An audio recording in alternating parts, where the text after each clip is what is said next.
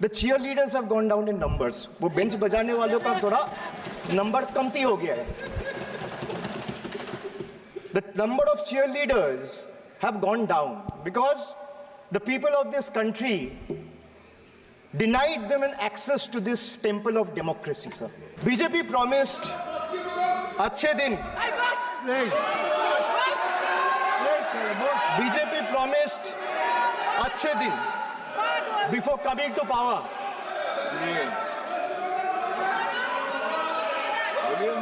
BJP promised अच्छे दिन before coming to power in 2014, sir. Sir, what has they done? What has they done? They have betrayed the citizens. They have betrayed the housewives, betrayed daily wage earners, betrayed farmers. Sir, price rise. A home-cooked veg thali costs 8% more year on year in April 2024. Onions are up by 43%. Tomatoes, 41%. Potatoes, 39%. LPG gas cylinders prices crossed 1100 in 2023. Household savings plummeted. Household savings plummeted to a 50-year low in 2023, with household debt reaching a record high of 39.1% of GDP in 2024. Hindu धर्म का विरोध आपको नहीं बोल रहा हूं, खाली मैं विपक्ष को बोल रहा हूं. हिंदुओं का विरोध, श्रद्धा का विरोध, ये करने का काम हमेशा इन्होंने किया है. लेकिन आज देश की जनता एकत्रित आ रही है मोदी जी के नेतृत्व में. इसलिए तीसरी बार मोदी जी के नेतृत्व में पूरी मेजॉरिटी के साथ ये सरकार स्थापन है.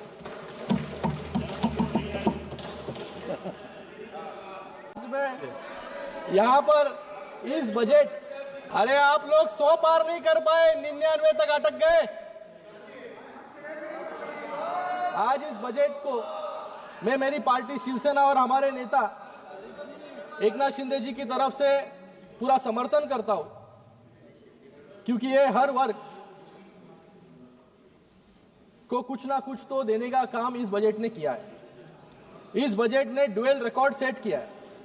पहला, एनडीए सरकार का ये 11वां बजट है जो अपने आप में एक रिकॉर्ड है.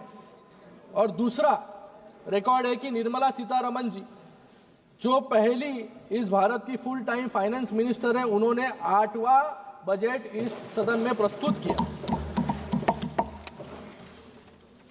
वो हमारे देश की रक्षा मंत्री भी रह चुकी है, अभी वित्त मंत्री भी है. उनके कार्यकाल में देश समृद्ध भी हुआ और सुरक्षित भी.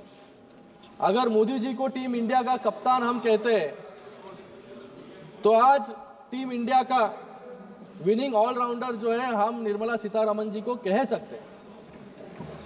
2014 में जब कांग्रेस ने एक पैरालाइज्ड इकोनॉमी हमें दी तो हमारा बजट 17,94,000 करोड़ था. आज सरकार का बजट 50,65,000 करोड़ का है, जिसमें 39,44,000 करोड़ का रेवेन्यू एक्सपेंडिचर है और 11,21,000 करोड़ का कैपिटल एक्सपेंडिचर है. इसका मतलब तीसरे कार्यकाल में 3 गुना अधिक बजट, 3 गुना अधिक विकास और 3 गुना स्पीड से विकास इस देश में हो रहा है. ये बजट कितना महत्वपूर्ण है, इसका क्या इंपैक्ट होगा, ये मैं कुछ पंक्तियों में आपको बताना चाहूंगा. किसान, मजदूर, युवा और महिलाओं का बजट आया है. मिडिल क्लास के लिए खुशियां लाया है.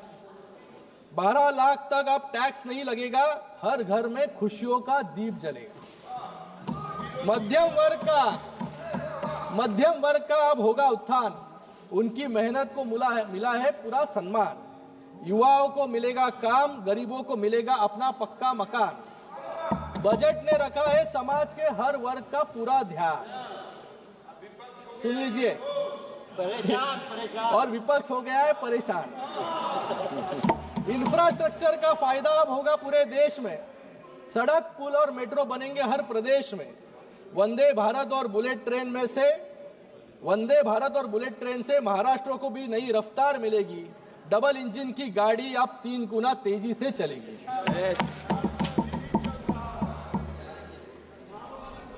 मैं 2020 का वो समय याद करता हूं कि जब वित्त मंत्री जी मुंबई में एक फंक्शन में आई थी, तब के महाराष्ट्र के मुख्यमंत्री कहते थे कि मुझे बजट को समझता नहीं है, फिस्कल डेफिसिट को समझता नहीं है। मैं मेरे बजट का जो भी दूसरे दिन कहना हो तो पहले ही दिन, उसके पहले दिन एक टिप्पणी बना के रख देता हूं बजट आने के पहले। वैसे ही हालत मुझे लगता है कि इस बार विपक्ष की हुई थी। पुराने डायलॉग्स जो है विपक्ष ने रटे हुए थे, प्रैक्टिस किए थे, लेकिन बजट आने के बाद पूरी तरीके से चेकमेट करने का काम निर्मला सीतारमण जी ने विपक्ष को किया। इसलिए जब हम बाहर गए, मकर द्वार पर गए, तो मकर द्वार पर विपक्ष का एक भी सांसद जो है वहां पर बाइट देते हुए दिखा नहीं, क्योंकि अभी क्या कहेंगे, क्योंकि बजट में इतना कुछ दे चुका है, तो आज विपक्ष जाकर क्या आलोचना करेंगे। ये सही परिस्थिति बता रहा हूं मैं। मुझे लगता है कि विपक्ष के कुछ साथी खुद का भी कुछ टैक्स रिलीफ खुद को मिला है कि नहीं, वो भी सोचते होंगे। ये जो बजट दिया गया है वो भले ही विपक्ष के समझ में ना आए, लेकिन देश की आम जनता के समझ में जरूर आया है। कश्मीर से कन्याकुमारी तक और कच्छ से लेकर अरुणाचल तक मिडिल क्लास के हर वर्ग में खुशी की लहर यहां पर इस बजट के कारण है। मैंने इस सदन में पहले भी बताया है कि हमारी सरकार स्कीम्स के लिए जानी जाती है, और जो कांग्रेस की सरकार थी वो स्कैम्स के लिए आज भी जानी जाती है। स्कीम्स और स्कैम्स, विपक्ष वाले बोलते थे कि 10 साल में क्या किया, और विपक्ष के कुछ नेता यहां पर एआई पे भी बात कर रहे थे। मैं यहां पर कुछ उपलब्धियां 2014 से 2024 तक इस सरकार ने किस किस क्षेत्र में क्या क्या उपलब्धि हासिल की है उसके बारे में बताना चाहूंगा। एयरपोर्ट्स, वो भी बता रहा हूं आपको।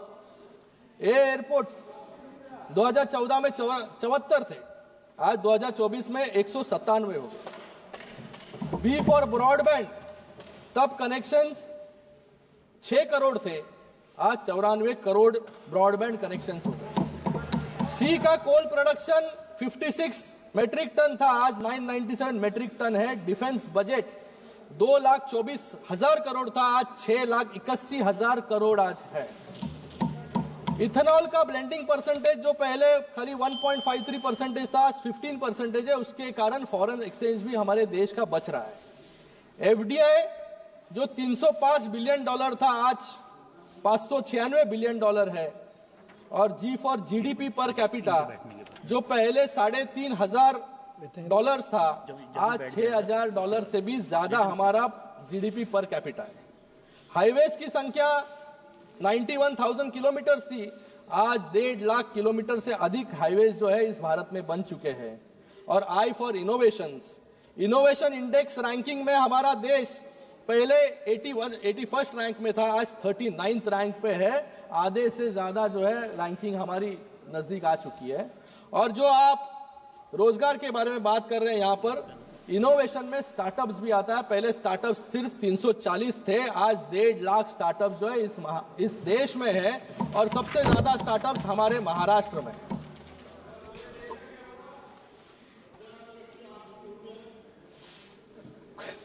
महाराष्ट्र इतना बड़ा राष्ट्र है। कुछ दिन पहले ही दिल्ली के चुनाव रिजल्ट्स आए। मैं एनडीए को यहां पर बधाई देता हूं एक ऐतिहासिक जीत के लिए, और विपक्ष को भी बधाई देता हूं ऐतिहासिक हार के लिए। विपक्ष के लोग कहते थे कि एनडीए इस जन्म में राम मंदिर नहीं बना पाएगी, 370 कलम नहीं हटा पाएगी, और कुछ लोग कह रहे थे कि इस जन्म में मोदी जी तो आम आदमी पार्टी को कभी हरा नहीं पाएंगे। इस 10 साल में राम मंदिर भी बन गया, 370 भी हट गया, और इस दिल्ली में सरकार भी बन गई। और अब इस जन्म में ही यूनिफॉर्म सिविल कोड भी इस देश में आएगा। जो व्यक्ति अपने आप को पीएम इन वेटिंग समझते थे, नई दिल्ली की जनता ने उनका टिकट ही काट दिया, क्योंकि इस नई दिल्ली में इतने साल तक एक परिवार रहा अपने घर में खाता खोलने के लिए उनको इतने सालों तक परिश्रम, वेटिंग और आने वाले समय में और वेटिंग करना पड़ेगा। कुछ लोग ईवीएम पर सवाल उठा रहे हैं यहाँ पर कि फर्जी वोटर जोड़ दिए गए।